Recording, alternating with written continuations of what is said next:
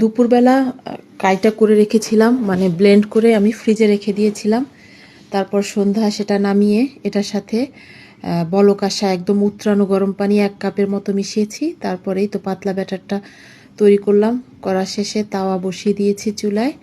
আর এই তাওয়াগুলি, মানে এই পিঠার এই তাওয়াগুলি প্রথমে একটু তেল দিয়ে নেবেন, নিয়ে তারপর সেটা মুছবেন বা ধুয়ে ফেলবেন। ধুয়ে তাওয়াটা চুলায় বসিয়ে যখন খুব হিট হয়ে যাবে তখন এই পিঠাগুলি দিবেন। পিঠা দিয়েই ঢাকনার দিয়ে রাখবেন। 5-6 মিনিট পর উঠিয়ে দেখবেন হয়ে যাবে। আর যে পিঠাটা ভালো মতো হবে না সেটা তাওয়া থেকে উঠে আসতে চাইবে না। আল্লাহর রহমতে আমার খুব সুন্দরভাবে হয়েছে। হয়তো অনেকে ভাবছেন এটা এত সহজ পিঠা, এটা বানানো নিয়ে এত ভিডিও করার কি আছে। আসলে যারা পারে না তাদের জন্য এটা অনেক কঠিন ব্যাপার। আমার যেহেতু এর আগের বার হয়নি, আর ডিম দিয়ে যে চিতল পিঠাটা বানাই সেটা আমি পারি, এটা পারি না। যেটা পারি না সেটা ভালো করে প্র্যাকটিস করে আপনাদের সামনে আনলাম।